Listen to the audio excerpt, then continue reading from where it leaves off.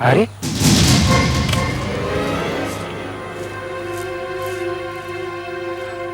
ये कौन सोया है?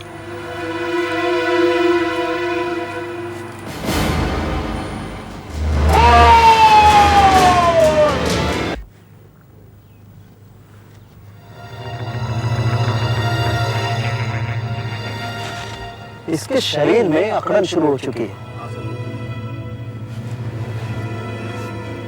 इसके शरीर की अकड़न इसकी छाती तक पहुंच गई है एसीपी साहब। मेरे ख्याल से इसकी मौत कोई 8-9 घंटे पहले हुई होगी। अभी 7 बजे, इसका मतलब है मौत 10 या 11 बजे के बीच हुई होगी। एक बात और, इसकी छाती पर वार किया गया है। सर, फ्रेडरिक्स, ये चाबी भी ली। सर, से ये देखिए, वॉलेट।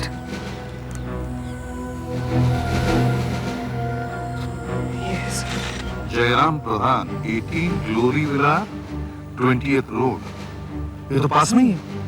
लगता है किसी ने इसे लूटने की कोशिश की है, बाद में लाश को यहाँ फेंक दिया गया। हो सकता है। सर, हाँ भैया। सर ये यहाँ पर पड़ी मिली। यहाँ किसी अंधे की वॉकिंग स्टिक लगती है सर। सर, एक कंबल भी है। लगता है यहाँ कोई अंधा आदमी सो रहा था। ताज्जुब है, अगर वो आदमी अंधा था तो अपनी स्टिक छोड़ के क्यों भाग गया? जरूर उसने कुछ सुना हो और डर के मारे ऐसे भागा कि उसे इन चीजों का ध्यान ही नहीं रहा। उसे यहां से भागना पड़ा। पहले हम जयराम के घर चलते हैं।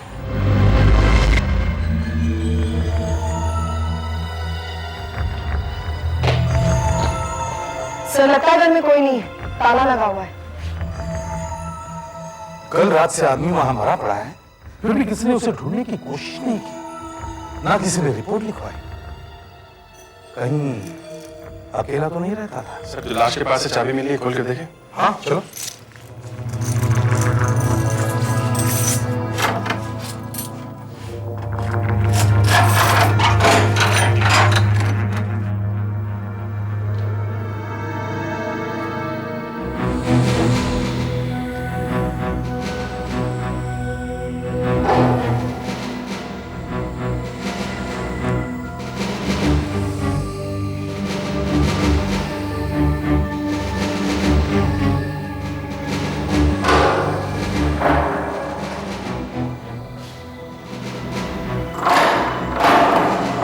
ये दरवाजा बंद क्यों है?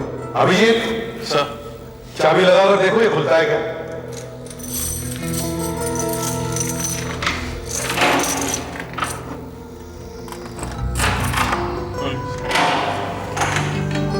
अरे ये क्या? टीवी, वीसीआर, साउंड सिस्टम, घड़ियां, ये सब क्या है भाई? शौक नहीं है सर, धंधा है। ये देखिए, दुकान का मार्क है इसमें, जयराम मनी लेंडर्स। ये आदमी साहूकार था, महाजन। लोगों को सूद पर पैसा देता होगा, उनकी चीजें गिरवी रखता होगा। ये सारी चीजें गिरवी रखी हुई है। अभिजीत, देखो तो सेफ खुला है क्या? प्लीज देखता हूँ, जयराम की चाबियों में से कोई लगती है। देखो।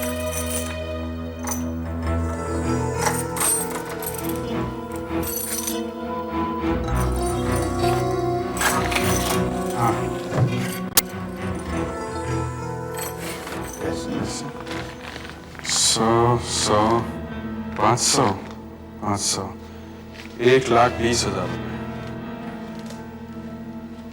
और ये एनवेलप, इसमें भी पैसे हैं सर। ये 9,000 रुपए लिखा है और मिस्टर वीरेंद्र और मधु का नाम है। शेयर सर्टिफिकेट, गैब्रोटेक्स टेक्सटाइल्स 100 शेयर्स, किसी श्रीकांत एम विनोद के नाम पर। श्रीकांत एम विनोद जयराम, क्या संबंध हो सकता है? Srikanth M Vinod 100 shares Gabrotex textiles. Srikanth M Vinod. हाँ दे सर, पड़ोसियों से पता चला है कि यहाँ उनके फैमिली में और कोई भी नहीं है, सिर्फ एक भतीजा है किशन, जो कभी कभी यहाँ आता है। मुझे उसका नंबर मिल गया सर। बुला लो उसे। परीक्षित साहब, आप इनके यहाँ काम करते हैं ना? जी, पिछले 18 सालों से। जरा ये बताइए, आप हर रोज दुकान कितने बजे बंद करते हैं? जी, वैसे तो हर रोज शाम 7:15 बजे दुकान बंद कर देते थे, लेकिन कल दोपहर को ही बंद करती थी। अच्छा, ऐसा क्यों? सर, पिछले कुछ दिनों से मेरी बहन एमके हॉस्पिटल में थी, तो जयराम जी ने मुझे कह रखा था कि मैं केवल सुबह दुकान पर आऊं। कल जयराम जी की तबीयत अचानक खराब होगी, तो मैं दुकान बंद करके सीधा उनके घर चला गया और उनको 9,000 रुपया दे दिया, जो लोगों की पेमेंट आई थी। उसके बाद मैं सीधा उनके घर से हॉस्पिटल चला गया। बस वो मेरा उनसे आखिरी बार मिलना था।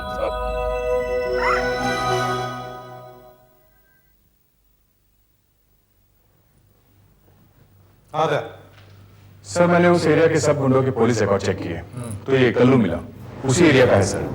2 बार पकड़ा जा चुका है, ऋत्विक पार्क के पास लोगों को चाकू दिखाकर लूटते हुए। 1.5 साल की सजा भी काट चुका है। 3 महीने पहले सर जेल से छूट कर आया ये। अच्छा, पहले तो सिर्फ लूटता था, अब खून भी कर दिया चाकू से। नहीं साहब, मैंने काम छोड़ दिया साहब। अब मैं स्प्रे पेंटिंग करता हूँ साहब, कार पेंट करता हूँ साहब, और मेरा स्कूल से कोई लेना देना नहीं है साहब। तुम ये बताओ कि कल रात 11 बजे तुम कहाँ थे? मैं वक्त साहब में था साहब, काम कर रहा था। अगर आप लोगों को मेरी बात पर भरोसा नहीं है साहब, तो आप मेरे मालिक से पूछताछ कर सकते हैं। मैं सुबह 5 बजे तक वहीं था। और एक बात बोलूँ साहब, जिसने भी ये काम किया है ना साहब, बहुत ही घटिया किस्म का आदमी रहा होगा, वरना इस बूढ़े आदमी को क्यों मारता वो? जरूर कोई सर फिरा रहा होगा, जरूर कोई गर्दुल्ला होगा, ड्रग्स लेने वाला। अच्छा,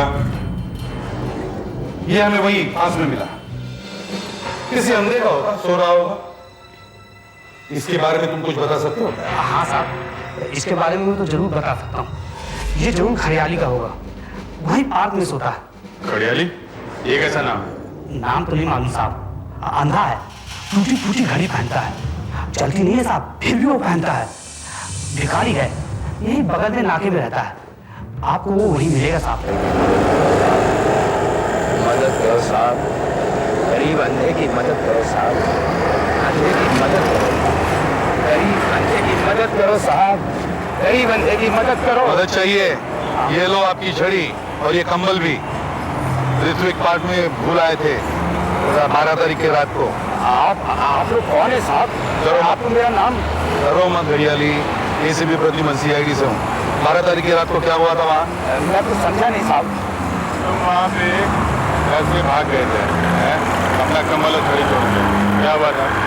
बताओगे कि सीआईडी ऑफिस ले चले, वहाँ बताओगे?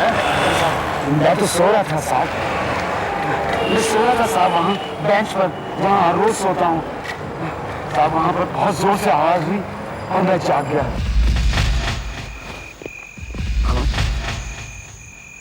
कौन है वहाँ?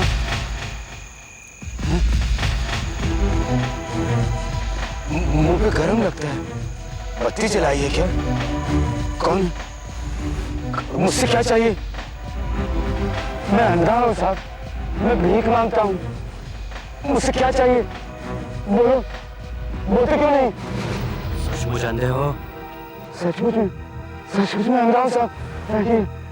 ये देखिए मेरी छड़ी। चलो और भाग यहाँ से, चल भाग जा यहाँ से, भाग।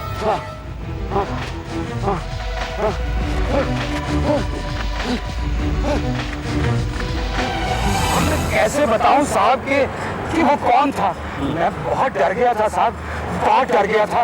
और कितने लोग थे? मैं छड़ी छोड़कर भागा भी साहब। हाँ, लेकिन कितने लोग थे? चीख की आवाज सुनी थी, चीख की। मेरे कान बहुत तेज है साहब, मैंने कोई चीख नहीं सुनी। अच्छा ये बताओ कितने लोग थे? तुमने पैरों की आवाज से तो तुम्हें पता चला होगा। हाँ साहब, पैरों की आवाज से लगता था कि एक ही आदमी।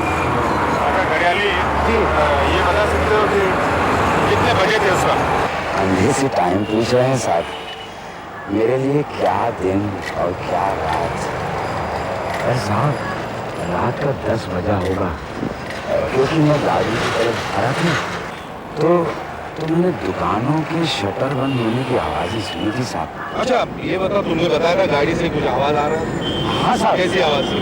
मैं कैसे बताऊं साहब, वो जो जहाँ से धुआं निकलता है ना साहब। साइलेंसर? हाँ साहब, हाँ साहब, हाँ। उसके फटने की आवाज़ थी, पटाखों जैसी आवाज़ थी साहब। लेकिन साहब एक बात बोलूं, गाड़ी की हालत बहुत खराब थी।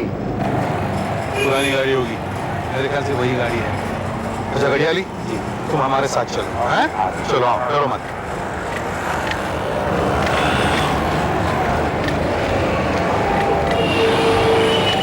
गाड़ी स्टार्ट करके देखते हैं कि कैसी आवाज आती है। दया, गाड़ी स्टार्ट करो।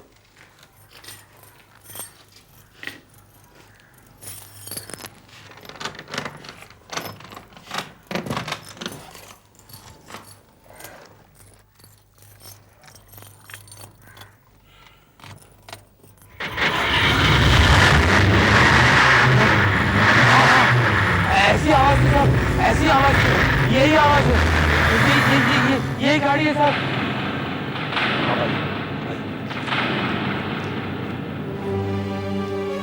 साइलेंसर वाकई फटा है सर, इसी की आवाज आ रही है। मतलब घड़ियाली ने जयराम की गाड़ी की आवाज सुनी थी। जयराम की गाड़ी पार्क में गई थी। दया, गाड़ी चेक करो। सर अच्छी तरह से चेक करो।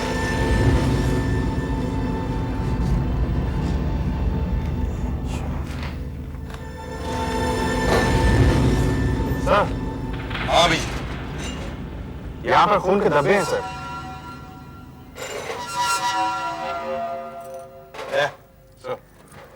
गाड़ी से फिंगरप्रिंट्स ले लो, स्टीयरिंग व्हील से, दरवाजे से, हैंडल से, सब जगह से। बाकी लोग मेरे साथ आओ। फ्रेडिक्स, दरवाजा खोलो। सर।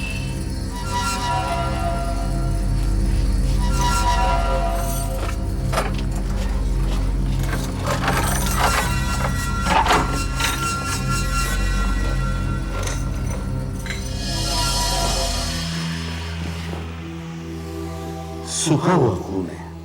लगता है किसी ने पोंछने की कोशिश की, मगर खून टाइल्स में रह गया।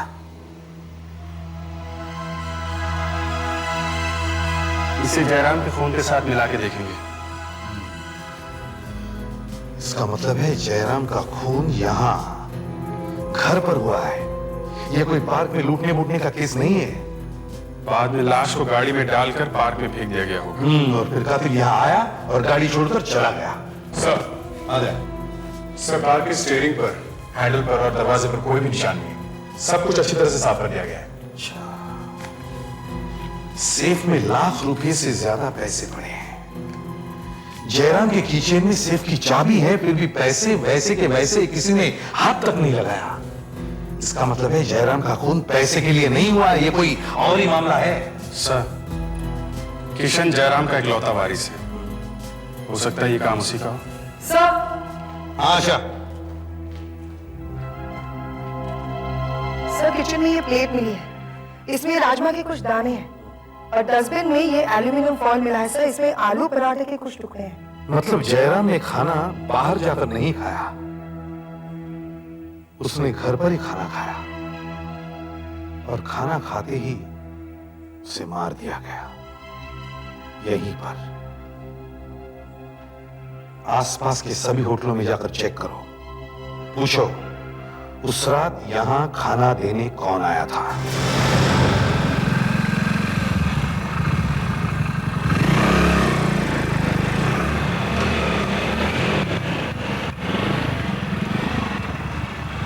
ये इसी होटल से जयराम के घर में खाना जाता था, पर उस रात नहीं गया। मैंने भी 4 रेस्टोरेंट चेक किए सर, 2 में तो आलू पराठे बनते ही नहीं है और बाकी 2 घर में खाना नहीं बेचते। इधर पायल और स्वागत है, वो मैंने चेक किया, उनके यहाँ भी होम डिलीवरी नहीं है। सुधाकर को भी कुछ पता नहीं चला सर। एरिया के लगभग सारे होटल चेक हो गए, किसी के यहाँ आलू के पराठे नहीं है, किसी के यहाँ होम डिलीवरी नहीं है, तो ये जयराम के घर खाना गया कहाँ से?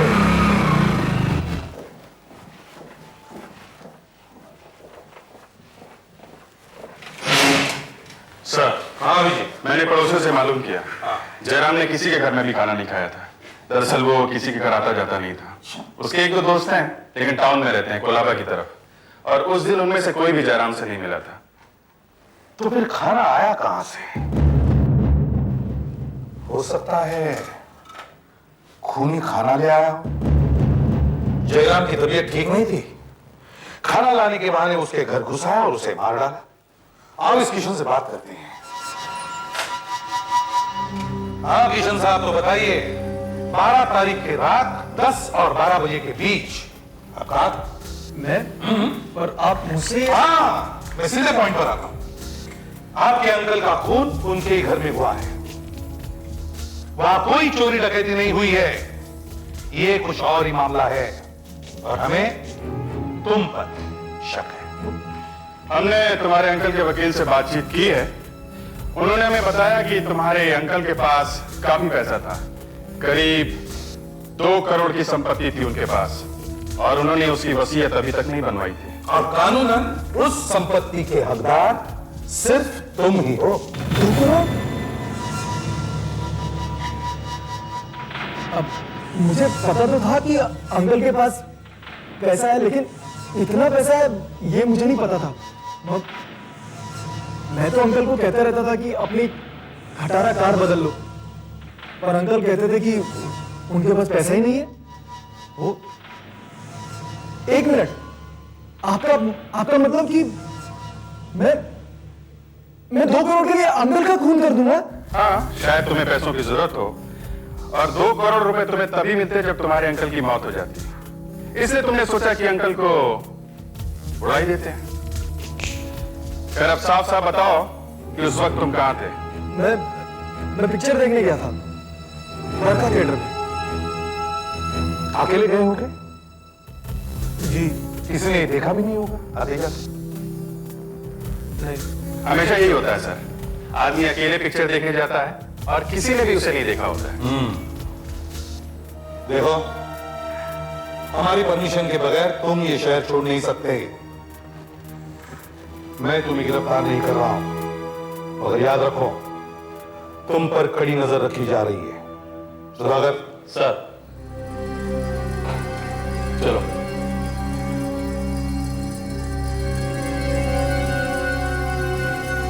उसे देखिए, याद रखो। सर, दया और आशा एमके हॉस्पिटल गए हुए हैं जयराम के असिस्टेंट परीक्षित से मिलने के लिए। वो वहीं बैठा है अपनी बीमार बहन के पास। उससे ये पता करेंगे कि और किन किन लोगों ने जयराम से पैसे ले रखे हैं।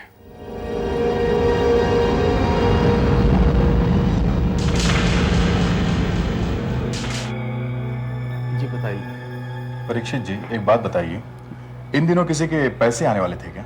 जी हाँ, मैंने आपको बताया था ना, उसी दिन 9,000 रुपये आया था मधु और वीरेंद्र साहब का। और एक मिस्टर माइकल थे जिन्होंने 2 लाख रुपया देना था। वो खुद जयराम जी के घर जाने वाले थे पैसा देने के लिए, क्योंकि जयराम जी की तबीयत खराब थी ना। उसी दिन? जी हाँ, उसी दिन जिस दिन खून हुआ। और एक मिस्टर विनोद थे जिन्होंने 80,000 रुपया देना था। यानी कि माइकल ने 2 लाख रुपए देने थे और विनोद ने 80,000 रुपए देने थे। जी हाँ, लेकिन साहब एक बात और थी। क्या? एक आदमी हर रोज दुकान पे फोन करता था और फोन पे वो अपना नाम परेश भाई बताता था। मैंने जयराम जी से भी कहा, जयराम जी से उसकी 1-2 बार बात भी हुई। बाद में जयराम जी ने कहा कि अगर उसका फोन आए तो उसे कह दो कि वो दुकान पे नहीं है। किस लिए फोन करता था वो? उस दिन उसका फोन आया था क्या? नहीं, लेकिन साहब उस दिन उसका एक आदमी दुकान पे आया, बड़ा खतरनाक दिखता था। क्या किया उसने? साहब वो मुझे धक्का मार के दुकान के अंदर घुस गया। उसने पूरी दुकान की तलाशी ली। फिर साहब उसने दुकान से एक फोन किया और वहां से चला गया। फिर आपने क्या किया? मैं क्या करता साहब, मैं तो डर के मारे दुकान बंद करके चला गया। और उसके बाद से दुकान आज तक बंद है? जी हाँ। उस फोन पर हमें उसकी उंगलियों के निशान मिल सकते हैं। यस। आप हमें दुकान खोलकर वो टेलीफोन इंस्ट्रूमेंट दे सकते हैं? जी बिल्कुल। हम वो टेलीफोन इंस्ट्रूमेंट ब्यूरो ले जाना चाहते हैं। जी।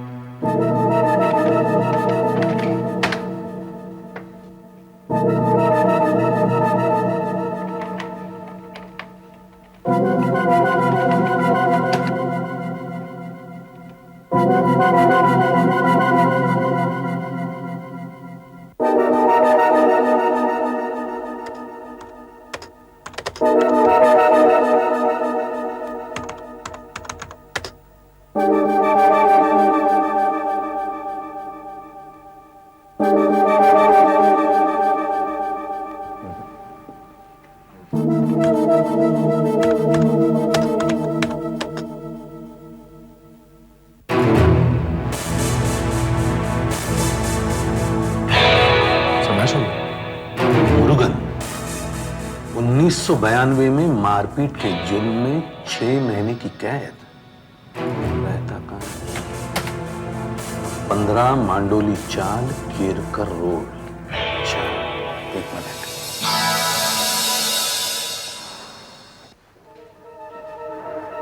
सुधाकर सर। परीक्षित साहब को लेकर आओ।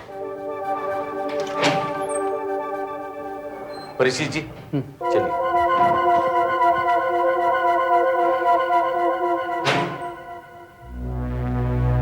आइए। सॉरी सर, मैं जरा हॉस्पिटल गया था इसलिए आने में थोड़ी देर हो गई। कोई बात नहीं, कोई बात नहीं, बस एक छोटा सा काम है। जी। आप जरा फोटो देखकर बताइए कि क्या ये वही आदमी है जो आपके दुकान में आया था? आइए ना, जरा ध्यान से देखिए। यही है, बिल्कुल यही है, यही है वो पहलवान सर। यही है जी। मुरुगन, मुरुगन को लेकर आओ। जरूर जयराम के खून से इसका संबंध है। हेलो एसीपी साहब, दया बोल रहा हूँ। सर मैंने मांडोली चाल चेक कर लिया सर, पर वहाँ मुरुगन के बारे में कुछ पता नहीं चला। लगता है वो वहाँ रहता तो था, मगर कुछ 10 महीने पहले वो एरिया छोड़कर चला गया सर। सर नहीं सर, कोई कुछ बोलने के लिए तैयार ही नहीं है। पड़ोसियों ने तो अपने मुंह पर टेप लगा रखी है। फिर पास वाले चाल में एक टपोरी मिल गया सर, बिल्कुल तोता निकला। 2-4 दाने डाले तो फटाफट बोलने लगा। बता रहा था कि मुरुगन दारू का गुलाम हो गया है सर। सर मैं वही करके आ रहा हूँ सर। इतने अड्डों में जा चुका हूँ कि अब मेरे कपड़ों में से दारू की बू आ रही है। अभी और एक बार जा रहा हूँ, अगर वहां कुछ पता चलता है तो मैं आपको फोन करके बताता हूँ सर। हाँ sir, okay, thank you sir. Sir, mister Vinod. हाँ मिस्टर विनोद, आपने मिस्टर जयराम के 80,000 रुपये देने थे ना? जी देने थे, वो ठीक है, पर उसके लिए मेरे पास अभी 2 दिन का टाइम बाकी था। और वैसे भी मैंने अपने 100 शेयर्स उनके पास अमानत के तौर पर रखे हुए थे। आपको मालूम मेरे शेयर्स की कीमत कितनी है? 1 लाख रुपए, और जबकि मुझे देने थे उनके कुल 80,000 रुपए। ये कैब्रोटेक्स टेक्सटाइल के शेयर थे ना आपके? जी हाँ सर, वही जो जयराम के सेफ में रखे थे। जी हाँ वही। अब भला आप बताइए, ऐसे में क्यों उनका खून करने लगा मैं? अच्छा एक बात बताइए, 12 तारीख की रात को आप कहां थे? जी मैं तो अपने घर पर ही था। अच्छा, और आप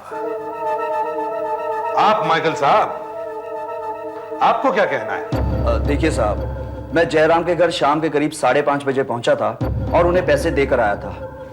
500-500 रुपए के 4 बंडल और 100-100 रुपए के 2 बंडल, 2,20,000 रुपए।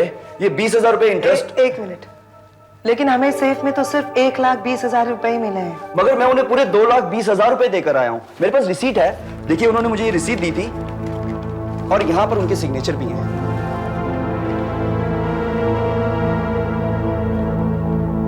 साहब, मैं जब उनके घर से निकला था तो वो बिल्कुल ठीक ठाक थे। आप ये बात उससे पूछ सकते हैं, वो किशन से। जब मैं उनके घर से निकल रहा था तो वो अंदर घुस रहा था। हाँ, वो तो हम उससे पूछेंगे ही, और ये भी पता करेंगे कि ये रसीद असली है या नकली। ये देखिए, ये जयराम के सिग्नेचर है। ये मैंने उसके ऑफिस में जो पेपर्स थे वहां से उठाए, और ये वो साइन है जो उस रसीद पर थे जो माइकल ने आपको दी। लेकिन ये साइन असली है कि नकली? मैं इन दोनों को मिला करके देखता हूं, दोनों को सुपर इंपोज करके देखता हूं।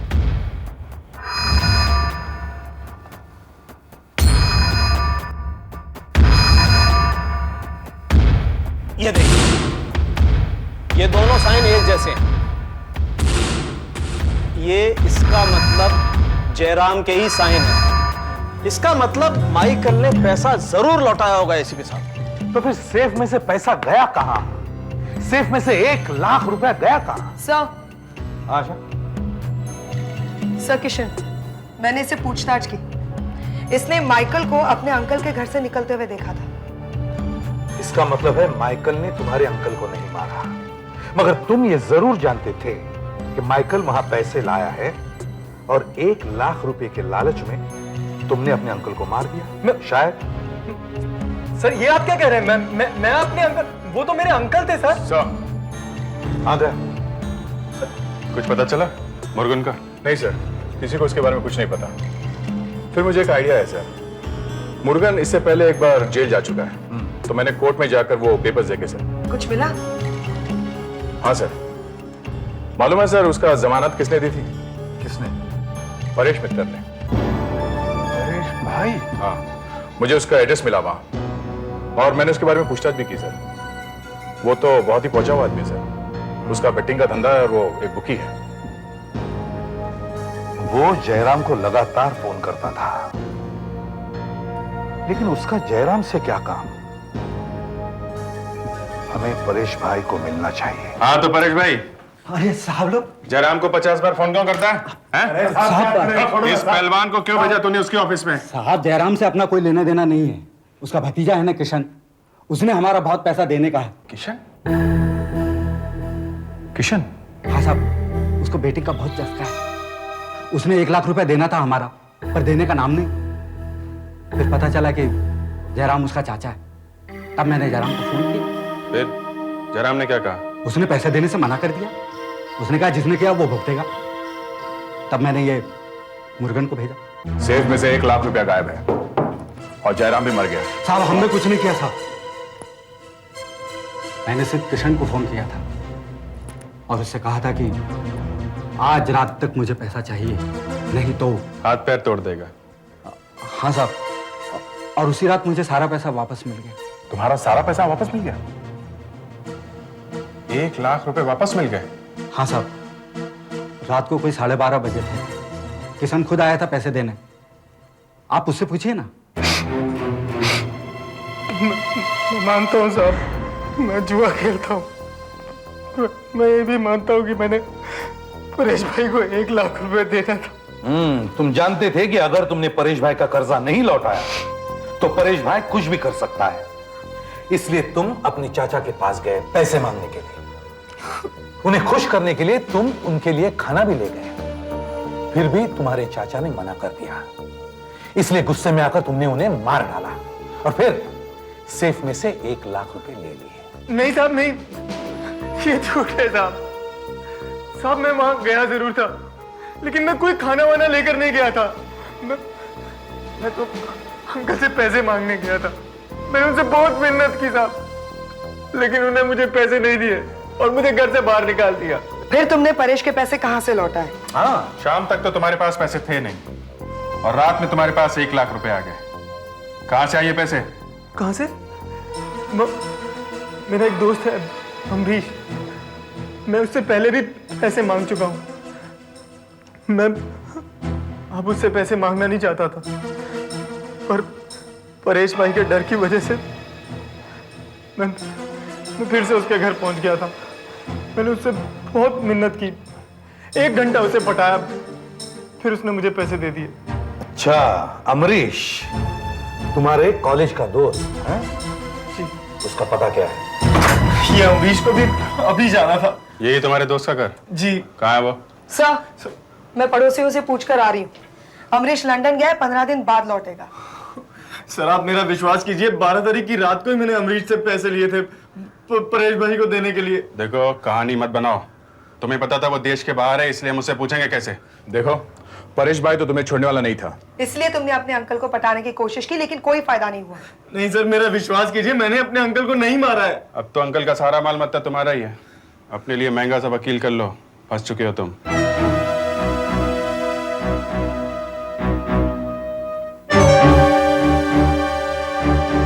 सर, ये रहा आज का पेपर। हाँ, देखते हैं गैब्रोटेक्स टेक्सटाइल का क्या हाल है, शेयर का भाव क्या है। सट्टा बाजार।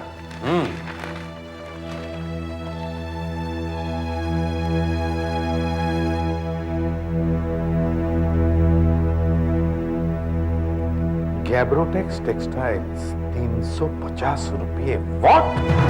सिर्फ 350 रुपये? लेकिन सर, सिर्फ 350 रुपए से क्या मतलब निकलता है? देखो, विनोद ने जयराम से 80,000 रुपये उधार लिए, जिसके बदले में उसने अपने शेयर्स गिरवी रख दिए। अगर उसके शेयर की कीमत 80,000 रुपये नहीं होती तो उसे उधार मिलता ही नहीं। लेकिन ऐसा नहीं हुआ। विनोद के शेयर्स की कीमत सिर्फ 35,000 रुपये है, मगर उसने उधार लिए 80,000। यही कुछ गड़बड़ है, यही कुछ गड़बड़ है। मुझे लगता है विनोद ने कोई दूसरे महंगे शेयर्स गिरवी रख दिए, जो उसने बाद में वहां से गायब कर दिए, और उसके जगह ये सस्ते वाले शेयर्स रख दिए सेफ में। बस इसी बीच या इसके पहले जयराम का खून हुआ। यही कुछ गड़बड़ है। सर, हॉस्पिटल चलते हैं, वहां परीक्षित से पूछते हैं कि शेयर्स यही वाले थे या दूसरे। उसे जरूर पता होगा। हाँ सर, शेयर्स तो गैब्रोटेक्स के ही थे और पूरे 100 थे। उस समय मार्केट अच्छी थी और शेयर की कीमत 1 लाख के आसपास थी। परीक्षित क्या? कुछ नहीं हुआ स्वाति, तुम सो जाओ। सीआईडी ऑफिसर साहब। अच्छा, तो आप लोग जयराम जी के खून के बारे में पूछताछ करने आए हैं क्या? जी हाँ। सच, ये तो बहुत बुरा हुआ। आप लोगों को जरूर पता लगाना चाहिए कि इतने अच्छे आदमी का खून किसने कर दिया। उसे सजा जरूर मिलनी चाहिए। उसे आप जरूर सजा दिलवाइए।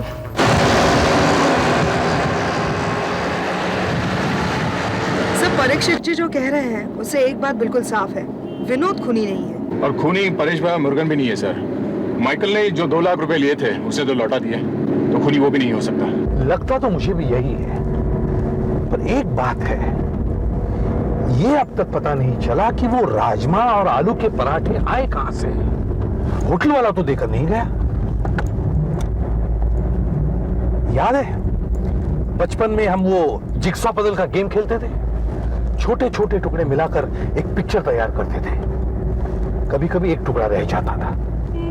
बस हमारे इस केस का भी यही हाल है, एक टुकड़ा मिसिंग है, एक टुकड़ा नहीं मिल रहा है, इसलिए पूरी पिक्चर सामने नहीं आ रही है। एक बात और अजीब लगी सर, ये परीक्षित की बहन ने जयराम को अच्छा आदमी क्यों कहा? एक मिनट दे, एक मिनट रुको। रिवर्स लो।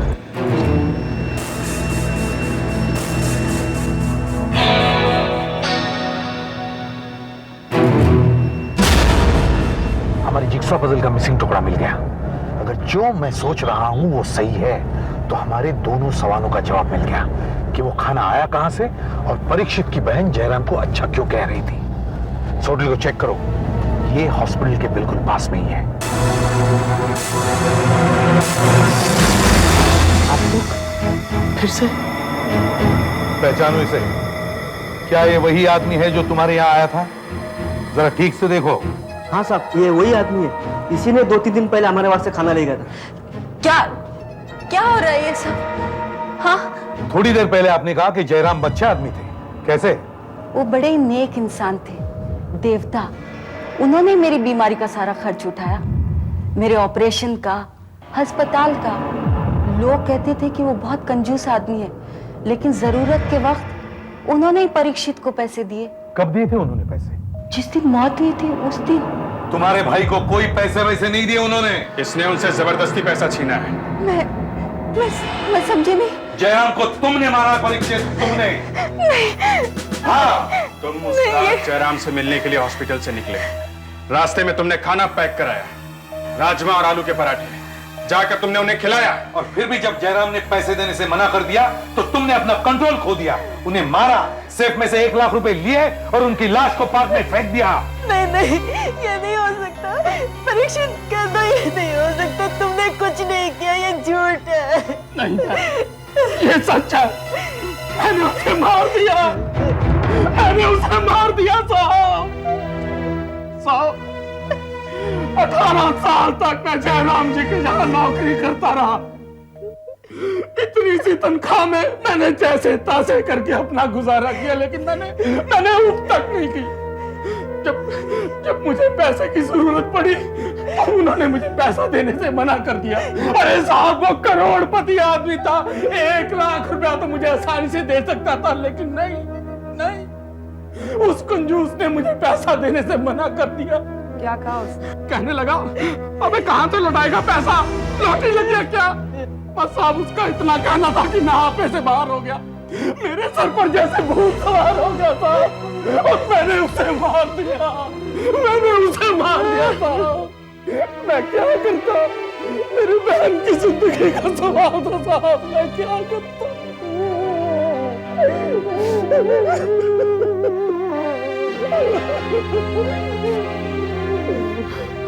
मुसीबत किस पर नहीं आती परीक्षित, हर कोई कातिल तो नहीं बन जाता।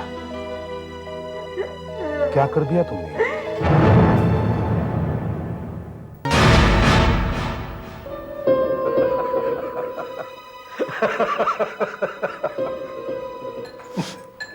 आशा, बाकी तुम्हारा फ्लैट बहुत अच्छा है, लेकिन तुम यहाँ अकेली रहोगी? सर, इतने साल पीजी रहने के बाद अब जाकर पूरा फ्लैट लिया है। खुशी तो बहुत हो रही है, लेकिन अकेले रहने की आदत नहीं है ना, इसलिए सोचियो किसी सहेली को बुलाऊं साथ में रहने के लिए। That's good. किराया तो बहुत होगा। नहीं, बहुत ज्यादा नहीं है, एरिया अप मार्केट नहीं है ना, इसलिए।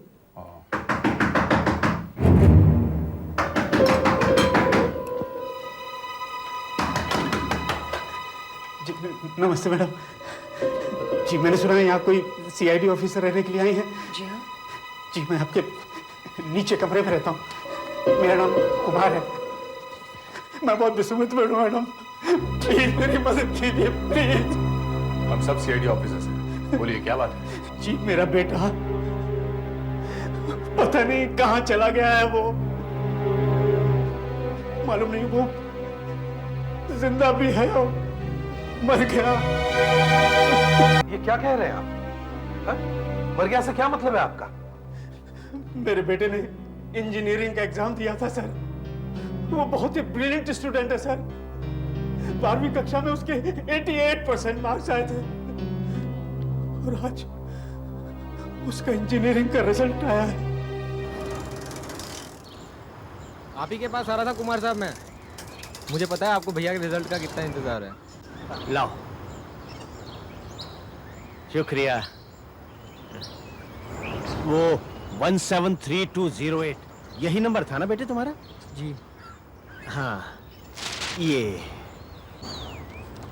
देखो 173208 16918 168 171, ये यहाँ 171 171130 171123। हाँ, इसके बाद तो 184 हो गया शुरू, 184453। हाँ, तुम्हारा नंबर तो यहाँ है ही नहीं। तुम्हें अपना नंबर अच्छी तरह याद है ना? देखो। हाँ, 173208 ही तो है। अरे लेकिन यहाँ तो 171123 के बाद 184453 है। तुम्हारा नंबर तो है ही नहीं, इसका क्या मतलब हुआ? इसका मतलब मैं फेल हो गया। मैं एंट्रेंस एग्जाम में फेल हो गया बाबा। मैं फेल हो गया मैं।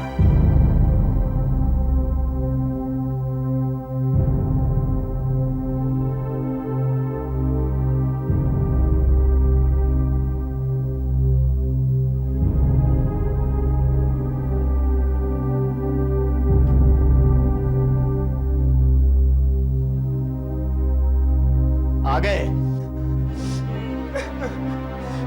क्यों अपने दोस्तों के साथ अपने फेल होने का जश्न मना के आए हो? हैं? नहीं नहीं बेटाई, मैं तो चुप रहो। तुम्हें जब ये किताबें पढ़नी थी तब तो तुमने पढ़ी नहीं। अब इन्हें पढ़ने से क्या फायदा? मालूम है ना कैसे मर मर के मैंने तुम्हें ये किताबें खरीद के दी थी, और कितनी मुश्किल से मैं तुम्हारी फीस जमा कराता रहा हूं। एक वेटर की तनख्वाह होती ही कितनी है, फिर भी मैंने अपना पेट काट काट के तुम्हें पढ़ाया, तुम्हारे इंजीनियर बनने का सपना देखा।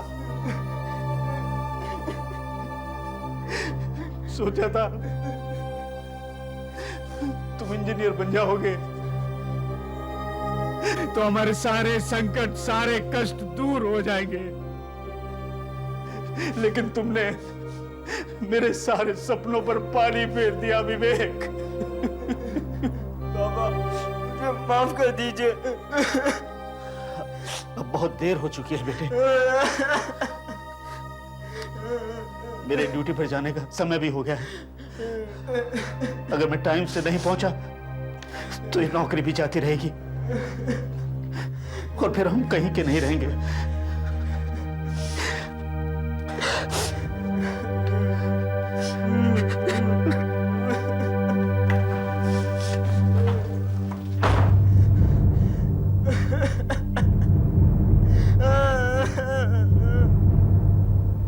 तुम्हें विवेक पर इतना नाराज नहीं होना चाहिए था।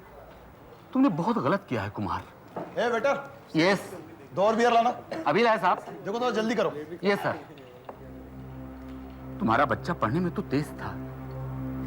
अगर वो तेज था तो फेल कैसे हो गया प्रकाश? हो जाता है कभी कभी। तुम क्या समझते हो कि विवेक जानबूझकर फेल हो गया है, या उसने ठीक से पढ़ाई नहीं की है? क्या उसे पता नहीं था कि तुम कितनी मुसीबत से उसकी पढ़ाई का खर्च पूरा करते हो? वो खुद भी तो ट्यूशन लिया करता था। ये क्या मुसीबत है बेटर? बियर लाने को बोला ना, ले क्या? 1 मिनट साहब, अभी लगाया।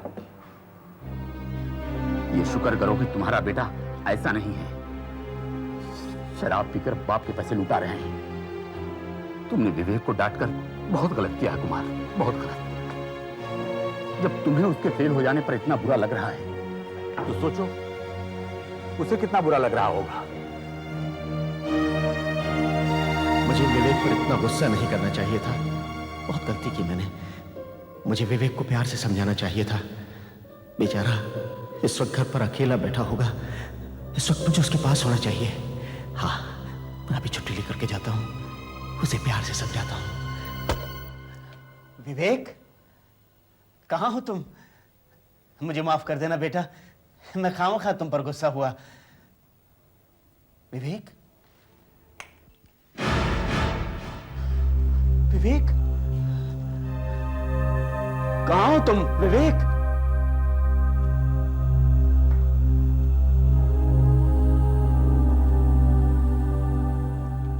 कहां गए ये?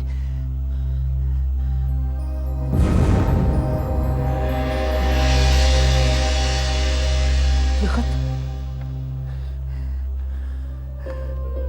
आदरणीय बाबा, मुझे माफ कर दीजिएगा। मैं जानता हूं मैंने आपको बहुत दुख पहुंचाया है। मैं आप पर और बोझ नहीं बनना चाहता, इसलिए मैं जा रहा हूं हमेशा के लिए। जब तक आपको ये मेरा खत मिलेगा तब तक मैं ये दुनिया छोड़कर जा चुका हूंगा। मुझे माफ कर दीजिएगा बेटा। विवेक, नहीं,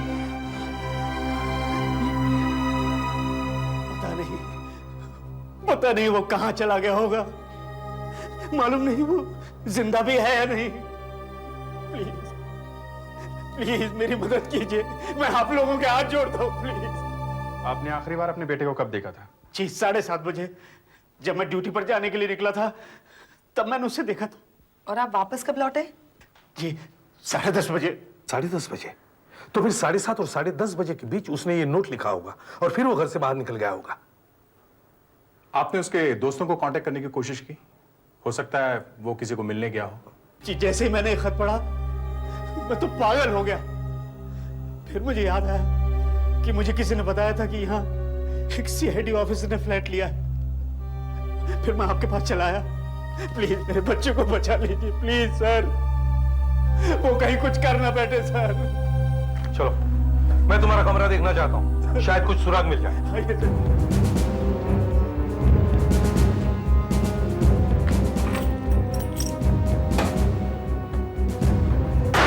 सर ये देखिए, ये है मेरा बेटा विवेक। क्या आप इसके दोस्तों को जानते हो? कैसे लोग हैं वो, कौन है, क्या हम उन्हें मिल सकते हैं? सर एक महेंद्र है, दूसरा जीतू, एक लड़की है रश्मि या रेशमा, ठीक से मुझे उसका नाम भी नहीं मालूम। सर मैंने अपने बच्चे की जिंदगी में कभी दखल नहीं दिया, कभी उसके दोस्तों के बारे में कुछ नहीं पूछा, मुझे उसके दोस्तों के बारे में कुछ भी नहीं मालूम। सर मेरे बच्चे को बचा लीजिए सर, इससे पहले वो कहीं आत्महत्या ही नहीं कर ले, बचा लीजिए प्लीज सर, बचा लीजिए। देखिए देखिए, हम कोई ना कोई रास्ता निकाल ही लेंगे, आप घबराइए नहीं। आप मेरे साथ 1 मिनट के लिए आइए, आइए आइए आइए मेरे साथ आइए।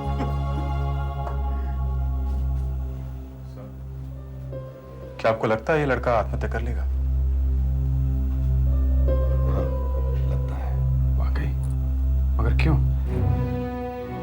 अभिजीत, इस शहर में जीना बहुत मुश्किल है, मगर मरना बहुत आसान है, बहुत आसान है। कभी कभी सोचता हूँ क्या हो गया है समाज को कि बेचारे बच्चे आत्महत्या करने पर मजबूर हो रहे हैं। हाँ सर, दिन पर दिन आत्महत्या करने वाले बच्चों की संख्या बढ़ती जा रही है। हाँ, लेकिन हम इस लड़के को मरने वालों की लिस्ट में आने नहीं देंगे। We have to save his life. Do you understand that? जाओ देखो, कहीं भी डायरी वगैरह मिलती है, देखो जल्दी देखो। सर यहाँ टेलीफोन की डायरी कहीं नहीं दिख रही। ठीक है, इस फोटो की कॉपीज बनाकर सब जगह भेज दो और हमारे पुलिस पेट्रोल टीम को कहो कि वो सब रेलवे लाइंस और समुद्र के किनारों को चेक करें। सर, 1 मिनट दया, 1 मिनट रुकना जरा। कुमार साहब, यहाँ आने के बाद आपने किसी को फोन किया था? फोन? ये नहीं, चिट्ठी मिलती तो मैं सीधा आपके पास चला आया। सर, हो सकता है कि विवेक ने यहाँ से जाने से पहले किसी दोस्त को फोन किया। फोन में रीडायल बटन हमें पता चल सकता है सर। Good point. कुमार साहब, जरा फोन का रीडायल बटन दबाकर देखिए, देखिए वहां से कौन उठाता है।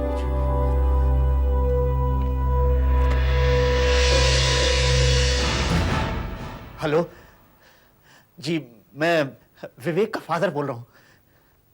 जी आप कौन? 1 सेकेंड, रश्मि की मदर। हेलो, नमस्ते, मैं एसीपी प्रद्युमन बोल रहा हूँ, सीआईडी से। देखिए, मुझे कुमार साहब के बेटे विवेक के बारे में कुछ पूछना है। क्या रश्मि घर पर है? जरा बुलाइए उसे प्लीज। एक मैं बुलाती हूँ मैं। रश्मि, बेटा इधर आना। जी मम्मी।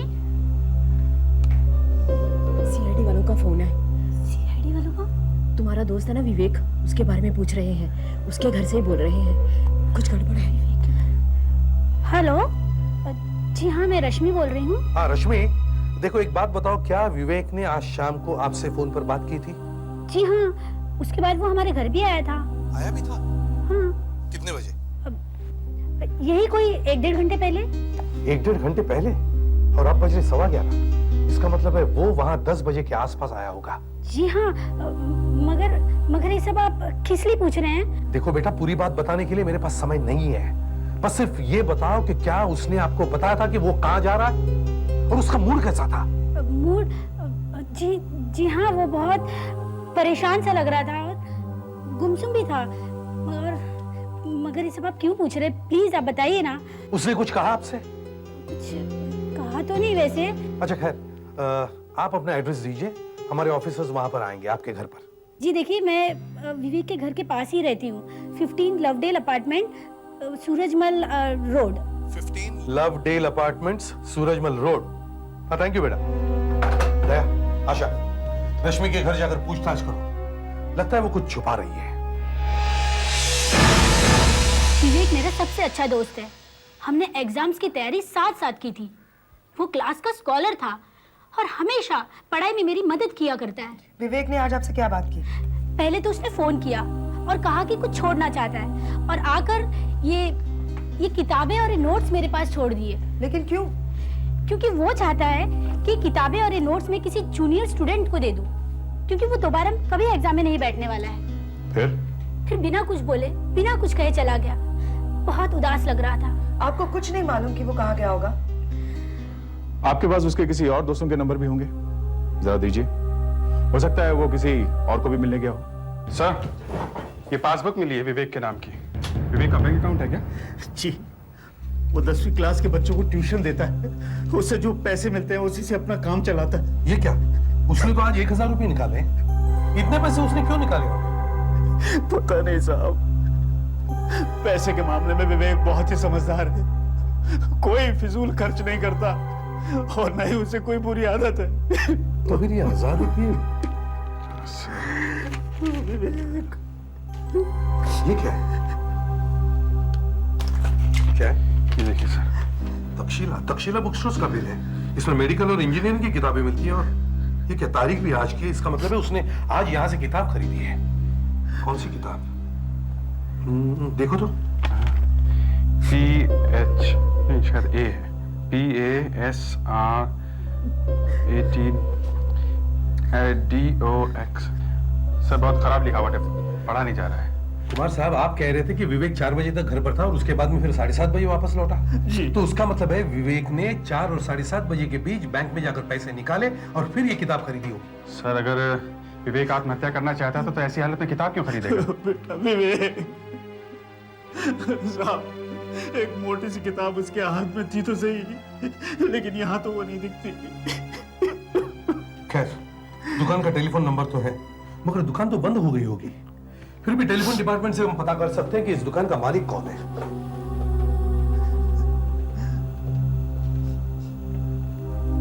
हाँ गावड़े साहब, मैं एसीपी प्रद्युमन बोल रहा हूँ, थोड़ी सी मदद चाहिए।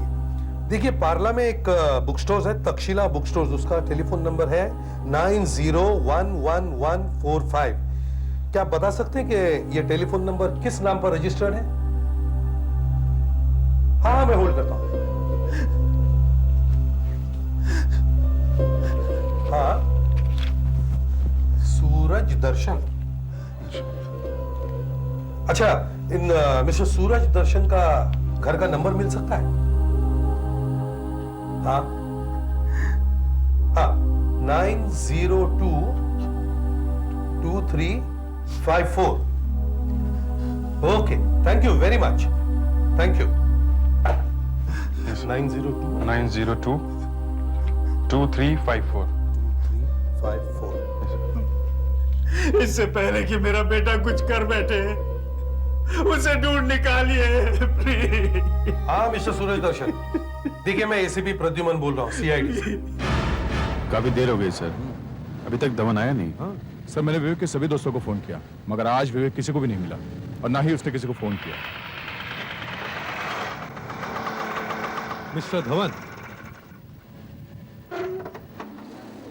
सर देरी से आने के लिए माफी चाहता हूँ। आखिर बात क्या है? धवन साहब, फोन पर तो मैं कुछ ठीक से समझ ही नहीं पाया। आज आपकी दुकान से एक लड़का एक किताब खरीद कर लेकर गया। ये रही उसकी रसीद। क्या आप बता सकते हैं कौन सी किताब थी? और ये, क्योंकि ये PASR हमारे कुछ समझ में नहीं आ रहा है। ये सर वॉल्यूम 18 है। ये सूरज प्रकाशन की वॉल्यूम 18 है। अच्छा, ये मेडिकल की बुक है। मेडिकल? ये 18 क्या है? और ये लॉक स्टॉक्स, इसका क्या मतलब है? ये 18, ये मेडिकल गाइड का वॉल्यूम 18 है। और ये जो PH टॉक्स है ना, ये फार्मास्यूटिकल टॉक्सिकोलॉजी, ये MBBS स्टूडेंट की बुक है।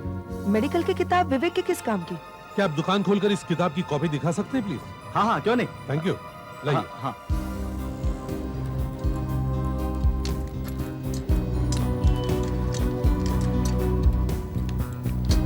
जरा जल्दी कीजिए, हमारे पास वक्त बहुत कम है। जी। जरा हेल्प।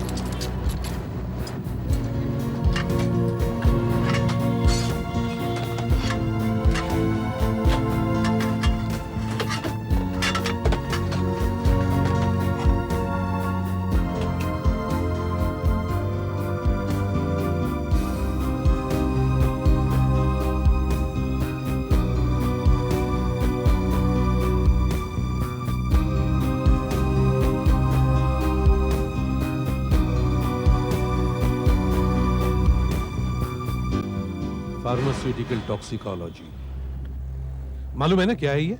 यस सर, जहरीली दवाइयों के बारे में। इस किताब में उन दवाइयों के बारे में लिखा है जिनका ओवरडोज लेने से मौत भी हो सकती है और जिनका इस्तेमाल बहुत सोच समझकर करना चाहिए। तो सर, इसीलिए विवेक ने एक किताब खरीदी। क्योंकि वो आत्महत्या करने के लिए जहर लेने वाला था। वो लड़का कितने बजे यहाँ आया था? जरा बिल दे सकता हूँ?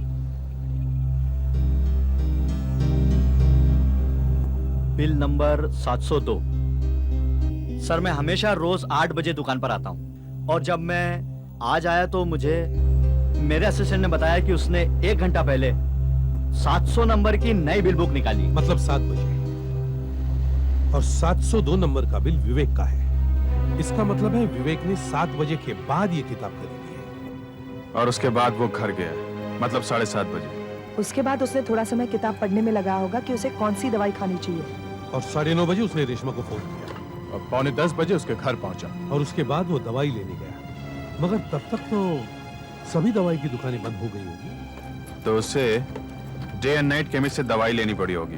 इसका मतलब है हमें रेशमा के घर के आसपास के सभी डे नाइट केमिस्ट चेक करने चाहिए। उन्हीं में से किसी एक दुकान में से उसने दवाई ली होगी। Let's go.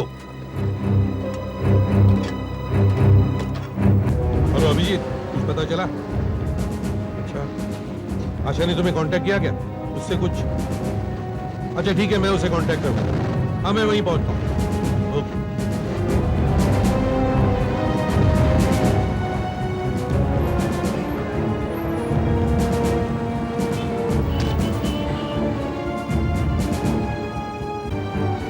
अभिजीत? नहीं सर, कुछ पता नहीं चला। मैंने विवेक की फोटो सबको दिखाई थी, पर इनका कहना विवेक इधर आया नहीं। मैंने भी पूरा किंग सर्कल एरिया चेक किया, कुछ नहीं। और आशा का भी फोन था, कह रही थी सायन में भी वो कहीं नहीं गया। पता नहीं विवेक ने दवाई कहां से ली होगी, जाने कहां होगा इस वक्त। कहीं उसने दवाई खा तो नहीं ली होगी सर? Let's go.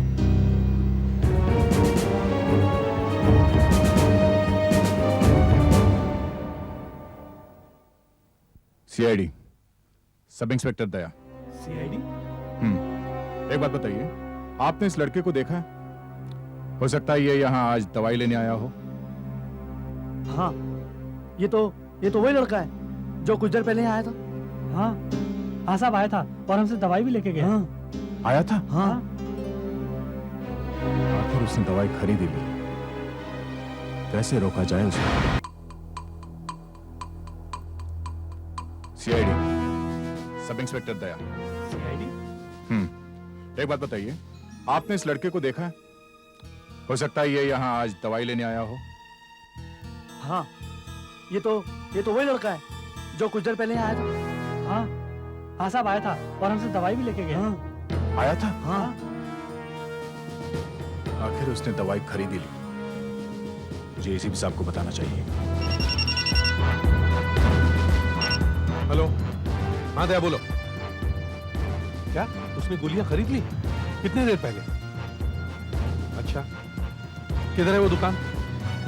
अच्छा ठीक है, तुम वहीं पर रुको, हम अभी वहां पहुंच रहे हैं।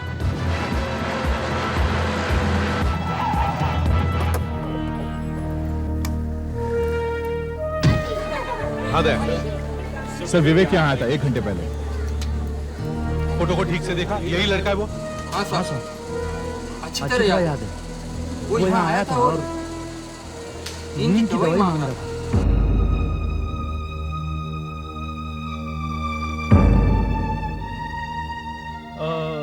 दो स्ट्रिप कैलॉक्सिन 50 मिलीग्राम देना प्लीज।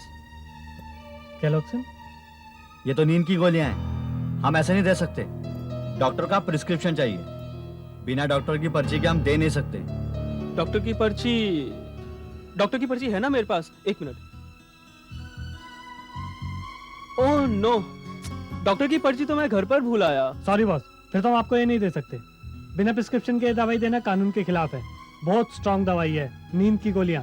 अगर 4 भी ज्यादा खा ली ना तो सीधे ऊपर का टिकट करता है। अरे यार, मेरी प्रॉब्लम समझने की कोशिश कीजिए यार। मेरी माँ बहुत बीमार है, आज रात को हमें हैदराबाद की गाड़ी पकड़नी है। Please try and understand. यार आप हमारी मुसीबत भी समझो। बिना डॉक्टर की पर्ची के ये दवाई हम आपको नहीं दे सकते, मतलब नहीं दे सकते। अच्छा एक आप काम कीजिए, आप डॉक्टर माधवन से पूछ लीजिए, उन्होंने ही ये दवाई मुझे लिख कर दी थी मेरी माँ के लिए, Bharti Joshi. Please come on, try and help me. Doctor Madhavan, लेकिन इस वक्त तो अभी कहाँ मिलेंगे? डिस्पेंसरी तो बंद हो गई। हाँ, बंद कभी की बंद हो गई होगी। प्लीज मेरी मदद कीजिए यार। अच्छा 1 मिनट, क्या बोलते हैं? दे दे। हाँ यार, लगता है प्रॉब्लम लगता है कुछ इसका। हाँ यार, और फिर डॉक्टर माधवन का ही तो पेशेंट है। हाँ ठीक है, दे देते। हाँ दे दे। का है वो। उसने पासी के डॉक्टर का नाम नोट कर लिया और इनसे दवाई ले ली। पर बात क्या है साहब? ना तो उसके पास डॉक्टर का प्रिस्क्रिप्शन है, ना ही उसकी कोई माँ है। ये दवाई उसने आत्महत्या करने के लिए ली है। तुम लोगों को बेवकूफ बना गया वो। जब बिना प्रिस्क्रिप्शन के दवाई देना कानून के खिलाफ है, तो तुम लोगों ने उसे दवाई दी कैसे? तुम लोगों के खिलाफ एक्शन लिया जा सकता है। सर। हाँ आशा। सर ये देखिए, केलॉक्सिन 50 mg ये रहा। केलॉक्सिन घातक नशीली दवा। ओवरडोज खाने से आदमी मर भी सकता है। घातक डोज 800 मिलीग्राम। अगर उसने 800 मिलीग्राम खा लिया तो मर जाएगा। सर विवेक ने 50 मिलीग्राम की 20 गोलियां ली है, मतलब 1000 मिलीग्राम। इतनी गोली खाने तो मर जाएगा सर। सर ये देखिए, यहाँ लिखा है केलॉक्सिन का ओवरडोज लेने के 15 मिनट बाद ही आदमी कोमा में चला जाता है और उसके आधे घंटे में उसकी मौत हो जाती है। 15 मिनट में कोमा? हमें किसी भी हालत में उसे ढूंढना ही होगा। अगर वो दवाई खाने वाला था तो वो ऐसे जगह जाकर बैठेगा जहां उसे कोई तंग नहीं करेगा। Yes sir. कोई होटल सर, कोई होटल। इसीलिए शायद उसने 1000 रुपए निकलवाए थे होटल का किराया देने के लिए। हो सकता है। जब वो दवाई लेकर यहाँ से गया तो वो किस तरफ गया, कैसे गया? रिक्शा से गया, टैक्सी से गया कि पैदल गया? कैसे गया? जल्दी बताओ। सर सड़क तो एकदम खाली थी, ट्रैफिक भी नहीं था। मेरे ख्याल से पैदल गया होगा वो। नहीं, मैं देखा साहब वो टैक्सी में गया। जैसे ही वो यहाँ से बाहर निकला, सामने एक टैक्सी आकर रुकी और वो उसी में चला गया। टैक्सी में? हाँ, उसमें से दिनेश साहब उतरे थे। ये दिनेश कौन है? पीछे की बिल्डिंग में रहते हैं, फर्स्ट फ्लोर पर। वो उतरे और वो लड़का उसमें बैठकर चला गया। दिनेश पीछे के बिल्डिंग में, फर्स्ट फ्लोर। Let's go. घड़ी एकदम चकाचक लग रही थी, बिल्कुल नई जैसी, और अंदर हरे रंग की लाइट जल रही थी और उस लाइट से मुझे बहुत खुंदक आ रही थी। गाने चल रहे थे अंदर। और ड्राइवर कैसा था? ड्राइवर यही कोई 20-22 साल के आसपास होगा। एक सरदार जी था। टैक्सी? आपने टैक्सी कहाँ से ली थी? चेंबूर से टैक्सी ली थी मैंने, मार्बल फैक्ट्री के बाहर से। रास्ते में टैक्सी वाले ने आपसे कुछ बातें की? जैसे वो लोग अक्सर गप्पे मारते हैं। बातें? अरे सर बातें इतनी कर रहा था कि पूछो मत। सड़क पर गड्ढे पड़े हुए ना, तो रास्ते भर में म्युनिसिपैलिटी वालों को गालियां देते हुए आ रहा था। कुछ और, कोई और बात जल्दी से उस टैक्सी ड्राइवर के बारे में बता सकते हैं? टैक्सी इसी साइड की थी, क्योंकि मैंने 2-3 ड्राइवरों से पूछा, यहाँ आने के लिए कोई तैयार ही नहीं था। ये बहुत जल्दी राजी हो गया, क्योंकि इसे धंधा बंद करके इधर ही आना था। टैक्सी ड्राइवर एक सरदार जी 20-22 साल के आसपास। टैक्सी नहीं सी, उसके अंदर हरी लाइट जल रही थी और टैक्सी इसी एरिया की, मतलब मिलनी चाहिए। सर स्टेशन के पास टैक्सी स्टैंड है, हमें वहां से पता चल जाएगा। Let's go. Thank you very much. अरे ऐसी क्या आग लग गई यार?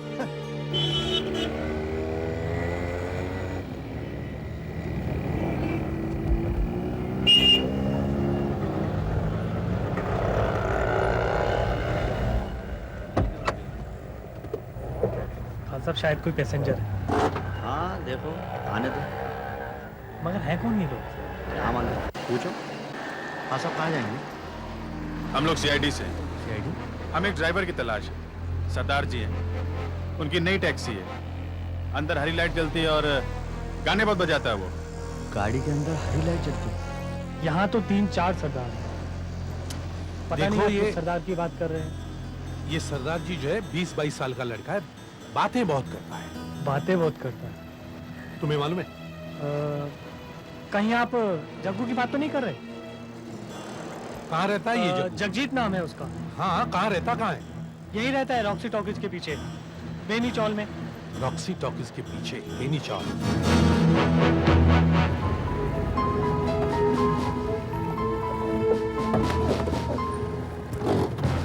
हाँ।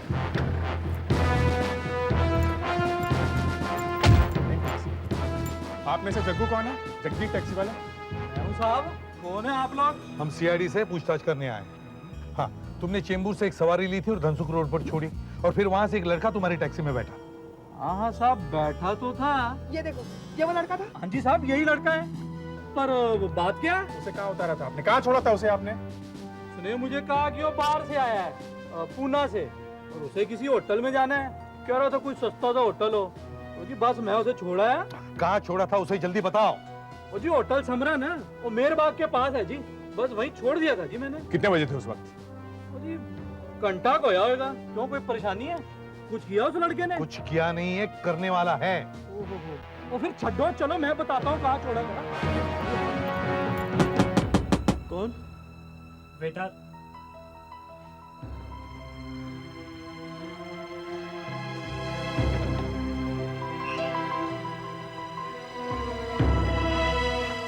आपने पानी मंगाया था साहब? Thank you. आप जाइए प्लीज, मुझे डिस्टर्ब मत करना। प्लीज जाइए। हेलो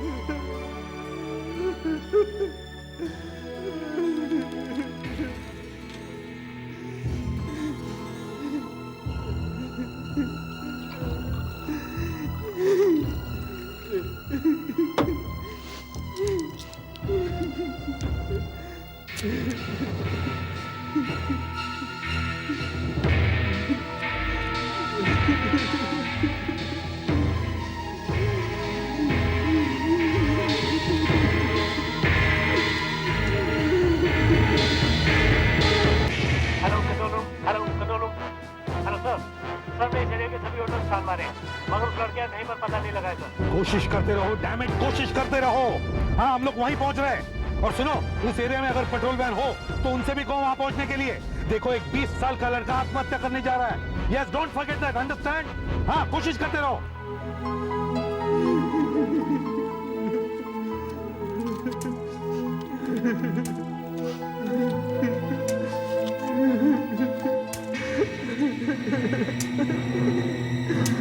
दया जल्दी चलो, सदाजी और कितनी दूर है ये होटल? इसी रोड पे सर, इसी रोड पे है, बस आगे ही है।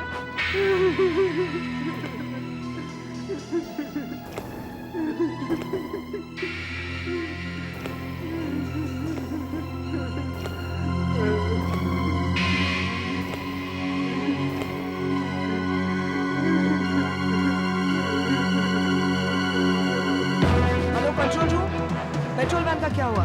कांटेक्ट हुआ? Yes sir. Sir patrol van से कांटेक्ट हो चुका है, वो कुछ ही देर में आपके पास पहुंच ही होगी। ओवर। एम्बुलेंस का इंतजाम हुआ? Over. Yes sir. Sir ambulance भी यहाँ से निकल गई है। ओवर।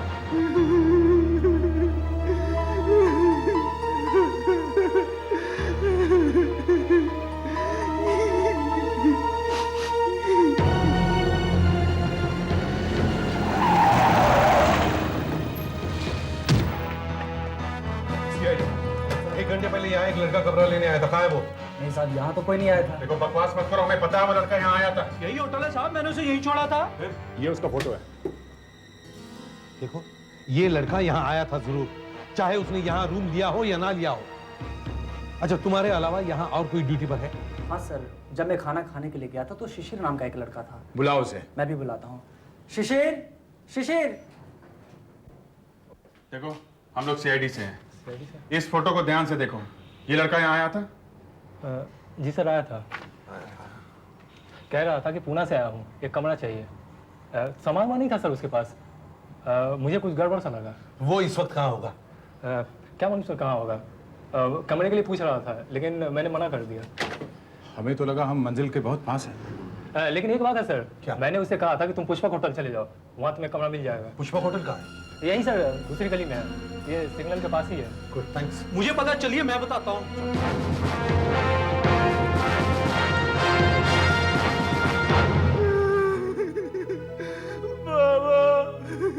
बाबा मुझे माफ कर दो बाबा, प्लीज बाबा, मुझे माफ कर दो।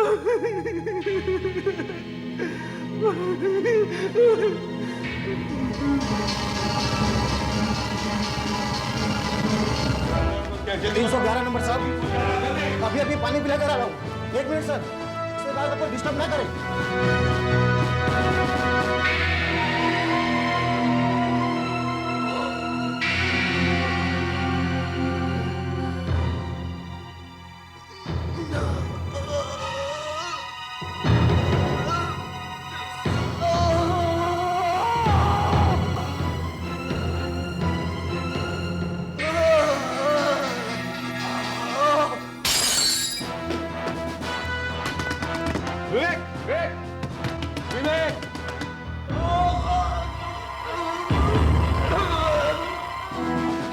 बिल लेकर जल्दी जल्दी जल्दी। विवेक,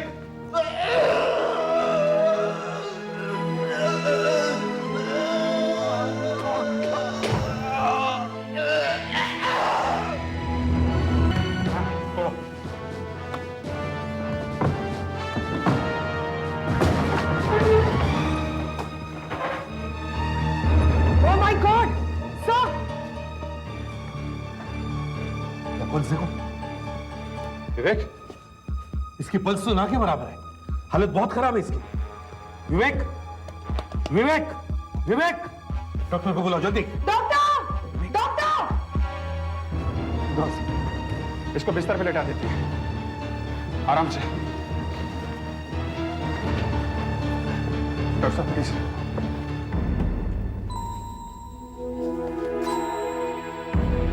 ओह नो, लगता है कोमा में जा रहा है। ही स्लीपिंग। आप कुछ करिए ना प्लीज। देखिए वक्त बहुत कम है, लीजिए आप इसका स्टमक पंप कीजिए। ट्यूब दो मेरे पास। ओह माय गॉड, इसने तो कैलोजिन खाई है। इसे पेप्रामाइसिन का इंजेक्शन लगाना पड़ेगा।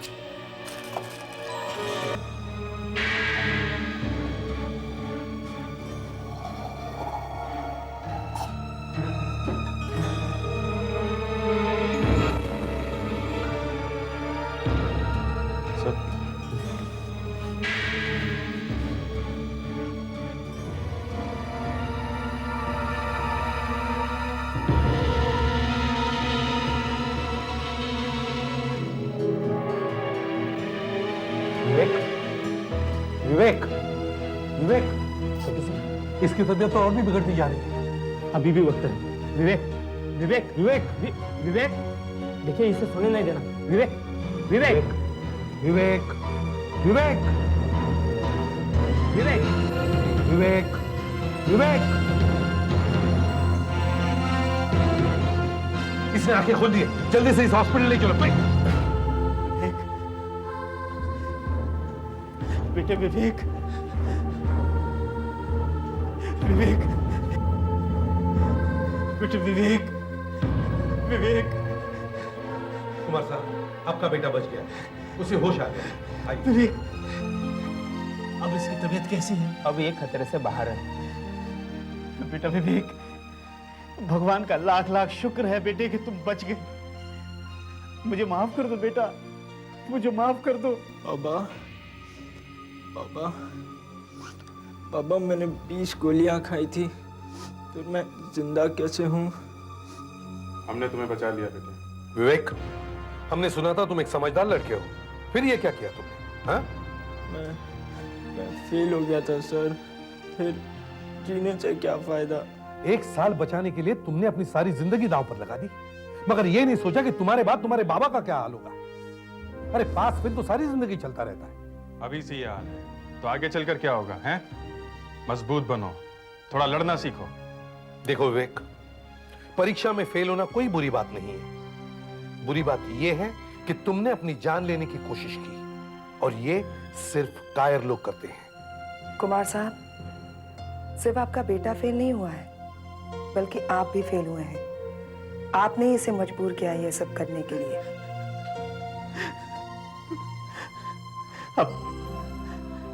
अब मेरी आंखें खुल गई हैं। बेटा, बाबा, बाबा, बेटा, अब भी कुछ नहीं बिगड़ा है। तुम फिर से मेहनत करो, मैं तुम्हारे साथ हूं। मुझे यकीन है तुम जरूर कामयाब होगे। हाँ, ऑल द बेस्ट विवेक। मेरा बेटा विवेक।